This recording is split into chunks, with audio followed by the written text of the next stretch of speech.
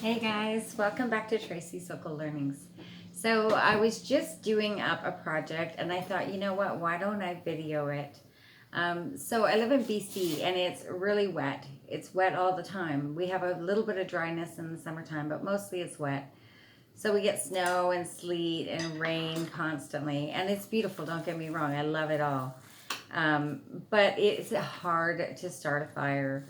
So I usually make these up to have available to us in the winter months because we do have a burning barrel, and it's easier to start a fire with something than just trying to start it.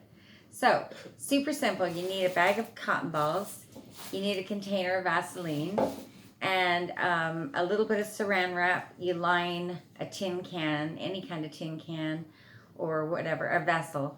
If you're going to be putting it in something that isn't like airtight, you want to put it into a baggie or something first just to create that vacuum.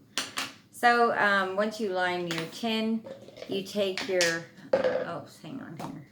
You take your Vaseline. I like to take it out of here because it's not good to work out of, and just put it into a little jar.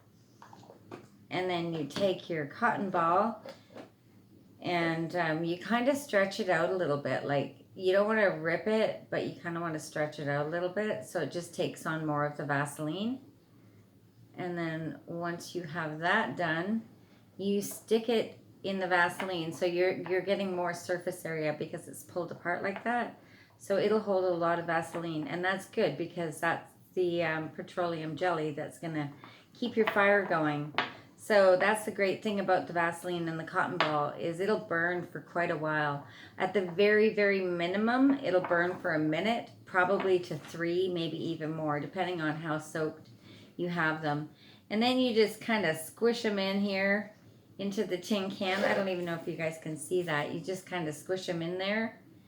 And you can always just take whatever leftover you have of the Vaseline and just stick it on top in case any of them aren't as wet as you want them to be. And you cover it up. You just fold in all your saran wrap, do a little twist on top, stick your lid on, and you're done. So these are great to have in your glove box, especially in the winter months. You don't know if your car breaks down, you go into a ditch, you want to be able to start a fire, and this is a super easy way to do it. And don't forget to practice your fire starting skills to make sure that you can start a fire and have the things around you that you need, whether it's matches or fire starters or wood or whatever. And let's be safe. Teach this to your kids, teach this to your friends and your family. Ladies can carry a couple in a baggie in their purse, like I said, in your vehicle, in your bug out bags.